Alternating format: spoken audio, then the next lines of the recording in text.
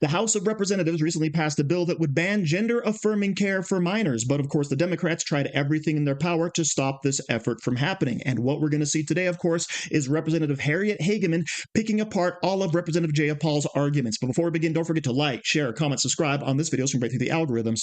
Here we go. What is barbaric is this legislation.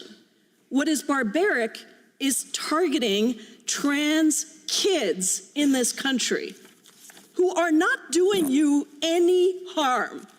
Show me a trans kid who's doing you harm.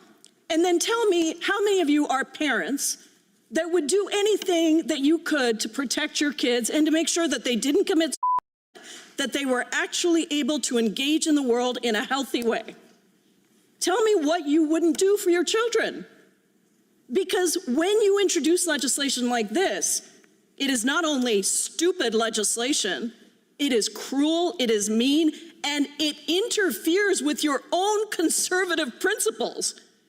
You really want to take away the ability to allow parents to make decisions about their own kids' medical situation with their doctor? My amendment would allow medical professionals to continue delivering healthcare to young trans people when it is considered a best practice. It recognizes that this care is safe, widely accepted, appropriate, medically necessary, and most importantly, it allows transgender people to live safely and authentically as themselves. Your parents, why are you getting in the way? Why are you letting government get in the way of parents making decisions about their own kids with their own doctors? It is absolutely outrageous. And the chairman is always generous with me because we have spoken about this issue. And he knows damn well what it means to be a parent and to protect your child. And I'm going to do that every frickin' day that I'm here in this committee when you bring up these ridiculous, barbaric bills that target trans kids. Gentlelady's time has expired. The chair now recognizes the gentlelady from Wyoming. First of all, we're not claiming kids are doing us harm. We are trying to protect them from harm. And protecting children is not inconsistent with our conservative philosophy. We are not mobilizing against our children. We are mobilizing to protect them. We are not demonizing children. We are trying to protect them from people who seek to use medical intervention to erase the essence of their very being. I want to remind the committee that this bill, H.R. 3492, is actually an amendment to existing law, 18 U.S.C. Code Section 116, which was introduced by Representative Sheila Jackson Lee, and it was entitled Female Genital Mutilation. And the very purpose of it was to prohibit female genital mutilation. It was passed. It was a bipartisan bill that was passed. This is merely an amendment to that bill. Would the gentlelady yield? No, I'm not finished yet. I wanted to ask you if you know what female genital mutilation is. I am not finished. If you will remember, at the time that this was brought forward in 2020 and even its predecessor in the 1990s, it was because of the issue of young girls, young women who were having, their parents were the ones who were taking them to have the female genital mutilation. So when you talk about this being a parental right to obtain medical intervention for their minor child, the very law, the very statute that we are amending specifically identifies and recognizes the fact that sometimes parents don't have the best interests of their children at heart. And that's why, on a bipartisan basis, in 2020, there was a law that was passed that made female genital mutilation illegal. So I want to make sure that people understand that that is the very purpose of the bill that we are considering as an amendment to an existing statute. I also want to point out that throughout history, we have examples where the medical community has been so blatantly wrong in terms of the advice that they were giving. For example, in the 1930s, recommending that women smoke cigarettes, it will make them feel better while they're pregnant. We have the situation of the radium, recommending the use of radium, lobotomies from the 1930s through the 1950s. The gentleman who invented lobotomies actually received the Nobel Prize in medicine for that. We don't do lobotomies anymore. We recognize how barbaric that procedure is. Hormone replacement therapy without risk disclosures, forced coerced sterilization. We have a history of that. We just went through COVID-19, for goodness sakes. We had Anthony Fauci lying to us every which way from Tuesday about that masks are unnecessary and that we need to have masks and that you have to have the vaccine and the vaccine isn't going to cause any problems. And now we have all of the evidence demonstrating that the vaccines cause incredible medical problems for a certain subset of our population. Yet we were lied to over and over and over and over again just during COVID-19, and it was the medical field that did it. It's why there is such a distrust in the medical field right now.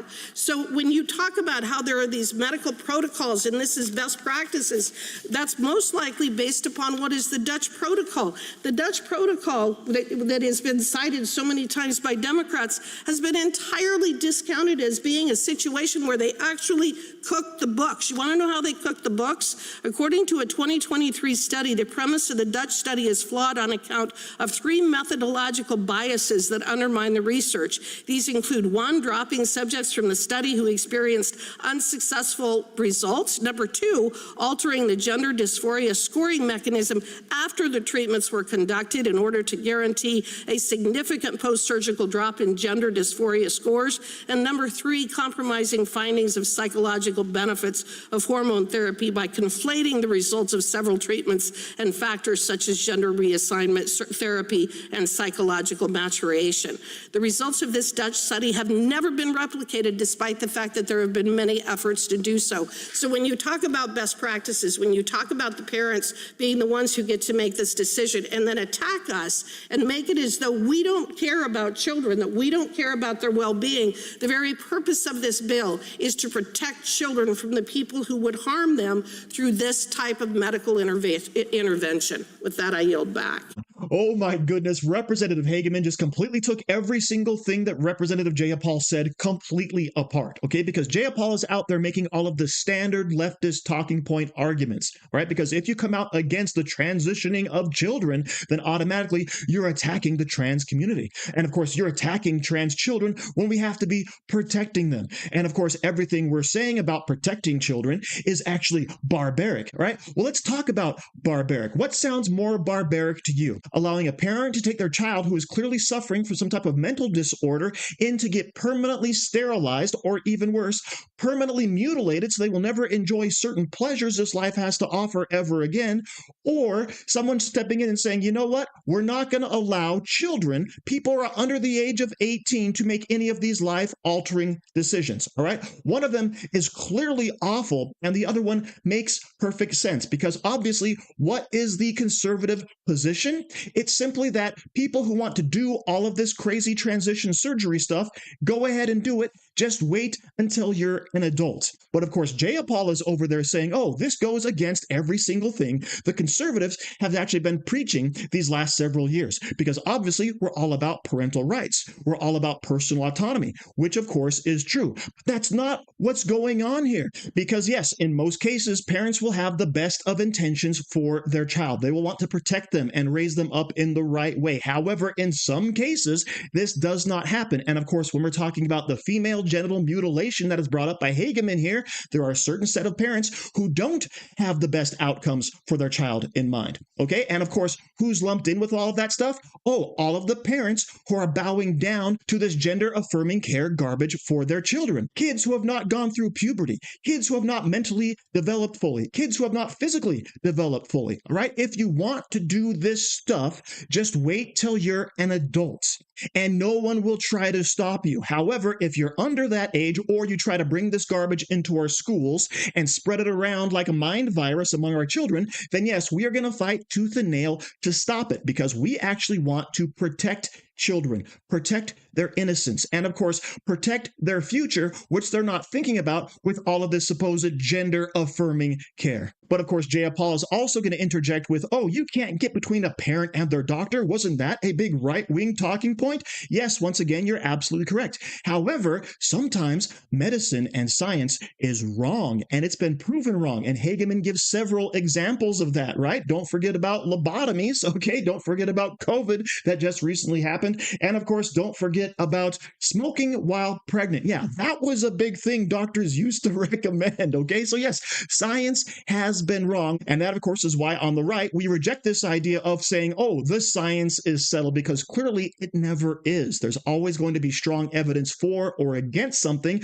but something new can always come to light. But of course, when talking about best practices, the things that are the most effective and what doctors should be doing, well, guess what? That was also disproven, because we have over here in England, as we're all aware, yes, they have stopped prescribing puberty blockers to the transgender youths, because guess what? You can't undo it, which of course was another false claim made by all of the experts, right? We can just kind of put a pin in puberty and pick it back up again later. No, it was permanent. It was unalterable and would have a lifelong effect on these kids, all right? That is why all of this stuff has been stopped, and that's why I am proud to say that we are stopping it here in America. Now, of course, this bill was just passed in the House, so of course, obviously, it has to go through the Senate and to the president's desk, but hey, this is a first step in common sense, something that is severely lacking on the Democrat side, specifically in Jayapal, for making all of these horrible arguments. So thank you very much for watching. Don't forget to like, share, comment, subscribe, and say hi to your mom for me.